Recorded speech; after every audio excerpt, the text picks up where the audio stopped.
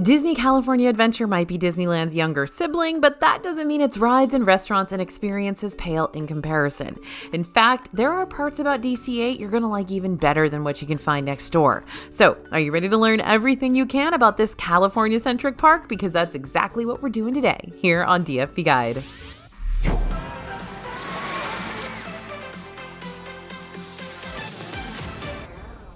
Hey everybody, it's AJ for Disney Food Blog, and today's video is all about Disney California Adventure, or DCA for short. Disney California Adventure opened on February 8th, 2001 to become the second park at Disneyland Resort. And while DCA is fairly young compared to its Disneyland park counterpart, which opened in '55, of course, it's still undergone several significant changes and updates and additions over the years, with still more to come. So our goals for today, we're going to walk you through DCA, show you all the key components you're going to want to add to your itinerary, and give you the 411 on what's new, what's hot, and what's going to be worth your time. If you're looking for a full springboard Disneyland itinerary for your upcoming trip, then be sure to scan the QR code you see on the screen now, or head to disneyfoodblog.com/DisneylandPlans. You're going to download our digital guide detailing 3 perfect days inside Disneyland Resort for free. All right, let's start out today with what to expect from DCA. DCA is a hodgepodge of creative realms. Some of them are more easygoing, while others are like action all day long. You're going to start your day by entering Buena Vista Street, which is similar to Disneyland's Main Street USA, in the way that you're going to find a myriad of shopping and dining options here. Members of the Fab Five, like Mickey, Minnie, and Goofy, also like to pay guests a visit around this area, dressed in their 1930s best. You can usually find them hanging out in front of the Elias & Co. gift shop. All right, let's turn to the left after making our way down Buena Vista and work our way around the park clockwise.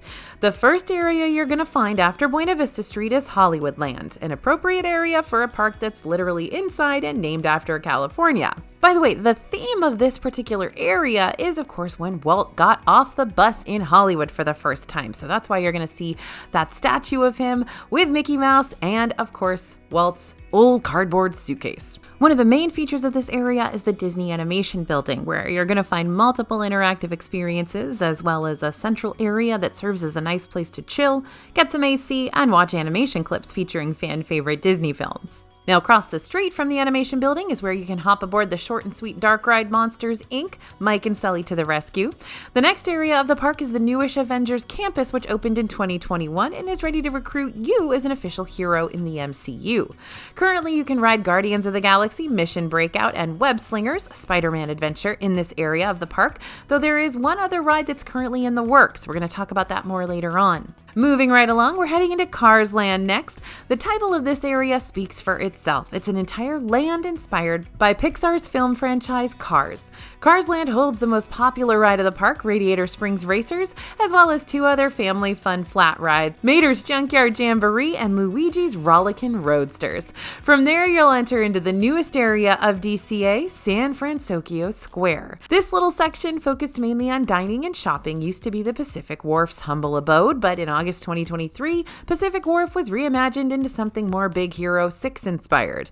Thankfully, a lot of those classic snacks and eats from the Pacific Wharf days have stuck around even after the reimagining, but now these menus have additional offerings you can choose from as well. Once you cross back through the San Francisco Gate Bridge, you'll be in Pixar Pier. Pixar Pier is actually made up of 4 neighbors: Incredibles Park, where you'll find the Incredicoaster; Inside Out Headquarters, where you'll find the Emotional Whirlwind Flat Ride; the Toy Story Boardwalk, where you'll find Toy Story Mania and Jesse's Critter Carousel; and the Pixar Promenade, where you're going to find the Pixar Pal Around, which of course is that giant Ferris wheel, used to be called Mickey's Fun Wheel.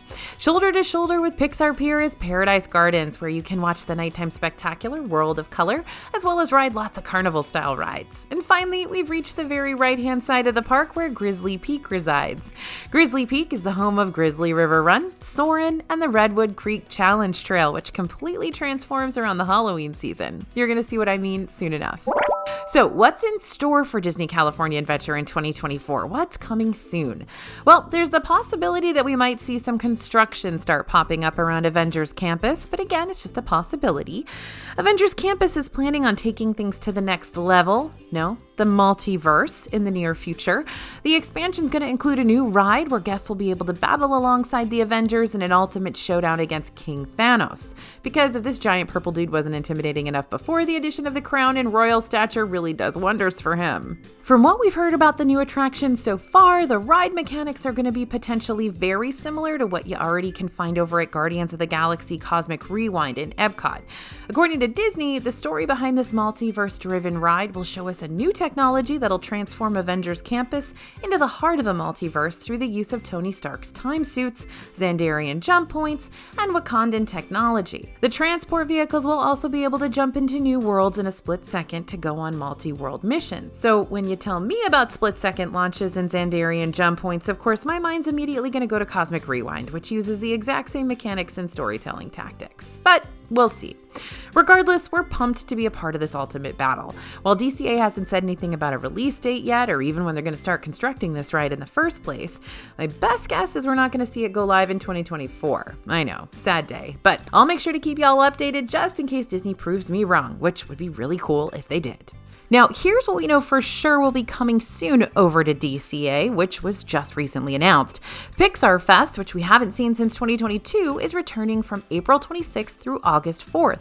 During this time, you'll be able to experience colorful decorations and themed menu offerings, and pick up some commemorative souvenirs too. There will be Pixar twists all throughout Disneyland Resort, including a new daytime parade, Better Together, a Pixar Pals celebration over in DCA, plus some additions to nighttime spectaculars. Now, let's talk about the problem with World of Color. So World of Color is Disney California Adventure's nighttime spectacular that takes place across the water in a show filled with lights and music and moments that'll make you go, aww. But because this show is so popular, the main viewing area around Paradise Bay can get suffocating. Now, if you don't mind those shoulder-to-shoulder crowds and possibly having to stand on your tiptoes to get a good view of the colorful water jets, then you should be good to go. But there are two other ways to guarantee better views with potentially more breathing room. The first way is to grab a free virtual queue when they're available. You can join the World of Color virtual queue each day right at noon via the Disneyland app.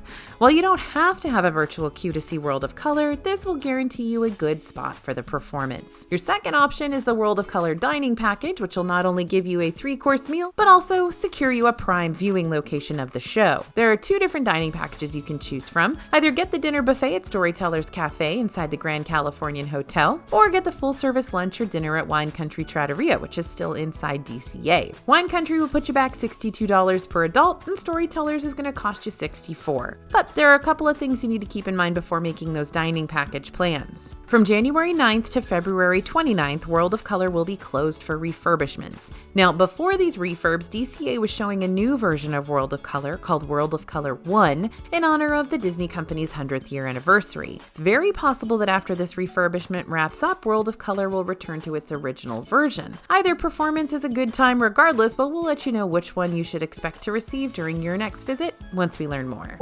Okay, ready to find out how to get into the biggest DCA party of the year? During the Halloween season, you're going to be given the rare opportunity to witness flat-out criminal activity inside a Disney park, while collecting candy, of course. Oogie Boogie Bash is a limited-capacity, separate ticketed event that happens on select nights between 6 and 11 p.m., though event ticket holders can enter DCA as early as 3 p.m. for a pre-party mix-in with no park reservations necessary. During the event, you'll be able to experience exclusive Halloween entertainment and activities like the Frightfully Fun Parade, treat trails, and the rarest character appearances from some of the most dastardly Disney villains out there. In 2023, we saw characters like Yokai from Big Hero 6, Judge Doom from Who Framed Roger Rabbit, Agatha Harkness from WandaVision, Sid from Toy Story is there, Oogie Boogie himself, and lots of other party-exclusive guests of dishonor. But Judge Doom really went all out for us when demonstrating his infamous toxic green dip and its power to exterminate toons. Message received, Mr. Doom, loud and clear. Since Oogie Boogie Bash is extremely popular among out-of-town guests and locals alike, tickets for this event sell out fast, like really fast. So here's how you're gonna snag those tickets for yourself before anyone can get to them first. Step 1, keep your ears to the ground around the end of spring. I know the spring season isn't exactly the ideal time to start thinking about costumes and trick-or-treating and stuff, but admission to Oogie Boogie Bash usually goes on sale via the Disneyland website a few months before the event kicks off. off, which will take place next year from August 23rd to October 31st. If history repeats itself, we usually hear about when these tickets are going to go on sale during the halfway to Halloween mark around April 30th or May 1st. Step 2, wake up early. When it is time for you to jump online and purchase those tickets, they typically go live starting at around 9 a.m. Just make sure you're ready at your keyboard with a nice hot cup of joe and ready to go before then. Now that's 9 a.m. Pacific time, so if you're on the East Coast, you get to sleep in a little bit longer. Step 3, be prepared to wait. Depending on the demand, you may have to wait in a virtual queue before you can even get into the website to check out your tickets. How long you'll end up waiting in that virtual queue varies greatly. It could be a few minutes, but it could also be hours. It all boils down to what your number in the queue actually turns out to be. But after the queue, you should be led to the main site where you can complete the transaction, and Disney's going to lead you through the purchasing steps from there. But note that these tickets do sell out, and they sell out fast. So if you want a ticket, follow those instructions. Even if you don't end up going to Oogie Boogie Bash during your next visit, definitely check out Plaza de la Familia, which gets decked out around the same general time frame from August 23rd to November 2nd. This celebration honors Mexican traditions of Dia de los Muertos and will feature experiences inspired by Coco. Now, is Genie Plus worth it? Well, to get to the root of whether or not Disney Genie Plus is going to be worth that extra expense for your group to use in Disney California Adventure, all depends on how you answer the following questions. First, how much are you willing to pay to bypass the main lines? Disney Genie Plus starts at $30 per day per ticket at Disneyland. Now, if you purchase Genie Plus ahead of your trip, you're guaranteed to only pay $30 per person and not a cent more. But paying for Genie Plus in advance also means you'll be forced to purchase it for every park day of your vacation instead of picking and choosing which days you're going to need it most. Meanwhile, if you purchase Genie Plus on the day of your park visit, you'll only have to pay for it when you really want to use it, but you'll be subjected to varied pricing, meaning you'll have to pay more than $30 depending on the Lightning Lane demand. Now, second question, will you be using the planning tool all day long? Here's a full list of all the DCA rides you can grab a Lightning Lane for through Disney Genie Plus. Now, here's what I want you to notice about this list. First off, many of the rides that are aimed for younger kids, like Golden Zephyr, Jesse's Critter Carousel, Jumpin' Jellyfish, Pixar Pal Around, and Silly Symphony Swings, do not have lightning lanes. So if you're traveling with little ones and you know you're going to be spending a lot of your time at these carnival-style rides, then purchasing Genie Plus may not be worth your time. Secondly, Radiator Springs Racers isn't on that list because it requires you to purchase an individual lightning lane to bypass the main queue, which tends to range around $7 to $18 per person per ride-through. So if your big priority is skipping that lengthy Radiator Springs wait, then it may be worth choosing to purchase an individual lightning lane instead of Genie Plus, though you're definitely more than welcome to purchase both if you'd like. And third, while Mission Breakout is part of the Genie Plus lineup, so is its other seasonal personality, Monsters After Dark. This means you can book a lightning lane for the morning regular version as well as for the Halloween version, all in the same day. Now that's new because you can't usually book the same ride twice on the same day, but since this isn't the same ride, get it? Okay. Now, how much do you like pictures? Along with gaining access to lightning lanes, your Genie Plus purchase also includes all of the PhotoPass pictures that you take around the park that day. Considering that a PhotoPass one-day package without Genie Plus is about $20, paying a little more for the lightning lane benefit on top of that could make this add-on more worth your while. Now, my favorite times of the year to visit Disney California Adventure are festival times, because that's when you're going to get all the limited time entertainment, the merchandise, the unique food offerings, and DCA hosts 3 festivals each year. Lunar New Year, which will take place between January 23rd and February 18th, and celebrates Chinese, Vietnamese, and Korean culture. Food and Wine will happen between March 1st and April 22nd, celebrating the bounty of California. And Festival of the Holidays starts on November 15th in 2024 and celebrates the seasons of Christmas, Navidad, Diwali, Hanukkah, Kwanzaa, and Three Kings Day. During each festival, you're going to have a lot of food booths to choose between, but DCA helps you spend less time waiting in lines, paying for stuff, and more time enjoying the goods thanks to their Sip and Savor Pass. This is $60 and it's going to get you a commemorative credential, lanyard, and 8 coupons which can be redeemed at the festive foods marketplaces for 1 food item or non-alcoholic beverage each. But I've got an even bigger festival hack that you can use. Whether you get a Sip and Savor Pass or not, you can order and pay for all the festival items you want want to try at one time. Just choose a booth, any booth, preferably the one with the shortest line, and order all the items you want once you get up to the front of it. That's all the items you want from any of the booths you can order at this one booth. The cast member taking your order will print out a receipt for all the items you ordered, and then all you have to do is bring your receipt over to each respective booth and pick up your items without having to wait to pay for every single one of them again. Talk about convenient.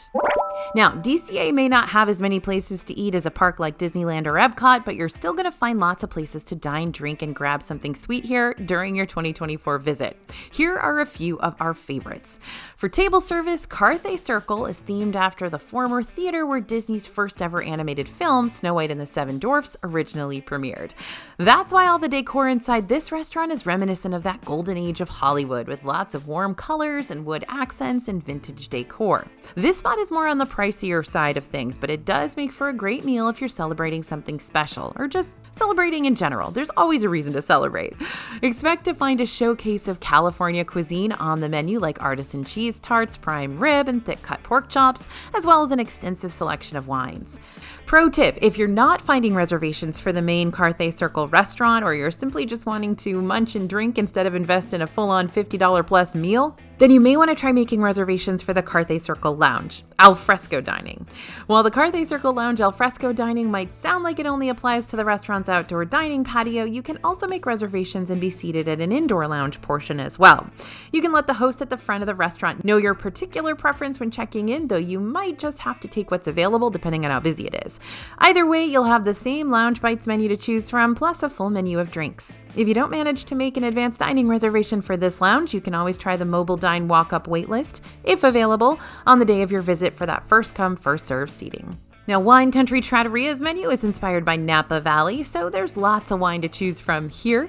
One of the most charming places to sit at this table service location is under the beautiful curved pergola, though the inside of the restaurant offers lots of rustic touches, tile flooring, and murals depicting California wine country, and it's still beautiful. For quick eats, let's talk quickly about San Francisco's counter service locations. Remember how I talked about the new San Francisco area earlier on? Yeah, how's about we take an even closer look at what you're actually going to find here dining-wise, because things have changed up a little bit. Lucky Fortune Cookery is a counter service that carried over from the old Pacific Wharf days, but now it serves up more unique snacks, like the chocolate hazelnut Baymax macaron, alongside spicy entrees like the Karage-inspired crispy chicken sandwich. For all my ramen fans out there, Lucky Fortune Cookery is also where you're going to find that classic beef birria ramen, which is unbelievable. And we're so glad it didn't go away during the remodel, because we would have been devastated. The Port of San Francisco Cerveceria is one of San Francisco's newly rethemed locations, serving as an outdoor beer garden with several selections from Karl Strauss Brewing Company.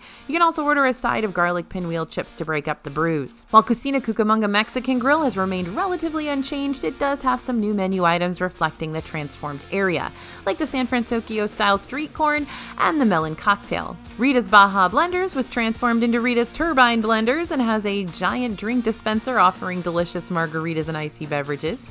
And even with its San Francisco re-theme, the brand new Aunt Cass Cafe, which is taking the place of the former Pacific Wharf Cafe, is not letting go of its original bakery roots that easily. Along with dishes inspired by Japanese cuisine like the soba noodle salad and Japanese-style fluffy cheesecake, this bakery continues to serve individual udon sourdough loaves, rounds, and baguettes. And you can have some of that curry beef, mac and cheese, and San Francisco clam chowder served in your bread bowl too. Speaking of Boudin bread, don't forget to check out the bakery tour while you're in the area. During this tour, you can walk through a working replica of the famous Boudin bakery in San Francisco and try a free sample of freshly baked bread while you're at it. Now, Pym Test Kitchen, that's over in Avengers Campus. It's an eatery inspired by Ant-Man and the Wasp, featuring a variety of food and snacks that shrink and grow thanks to those Pym particles. So already, you know this is going to be quite the dining and snacking experience.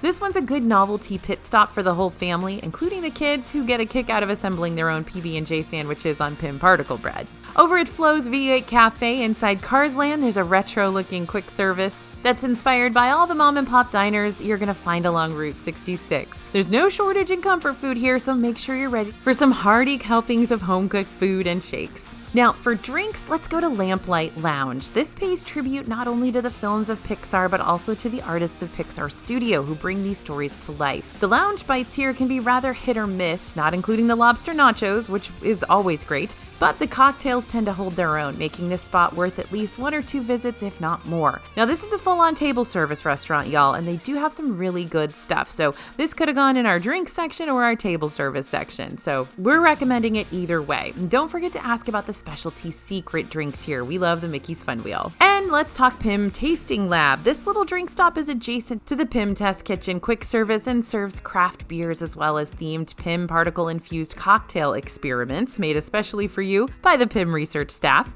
Drink options include beer cocktails like the Honey Fusion 2.0, signature cocktails like the Particle Fizz with bursting boba pearls, and novelty experiences like the $40 pint-sized Pints Mini Flight, served on an oversized ruler flight board with mini beer steins and your choice of select beers or cocktails. For snacks, we're always going to adorable snowman frosted treats.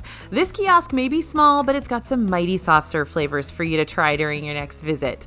This is the place where you're going to find lemon soft serve, my absolute favorite, and chili lime mango soft serve too. You can order these soft serves in a standard cone or cup, but what I love doing is getting the lemon one snow-capped with vanilla or swirling the 2 mango lemon flavors together. Or even getting the extravagant Pixar Pure Frozen Frosty instead, made with the lemon blue soft swirl and blue raspberry. And for all you grown-ups out there, you can get the Pixar Pier Frozen Frosties spiked with blue curacao, if you so desire. Heading over to Cozy Cone Motel, this resembles Sally's Motel from Cars, and it's a quick-service location that will fuel you up with a variety of snacks and beverages served across 5 different cone-shaped kiosks.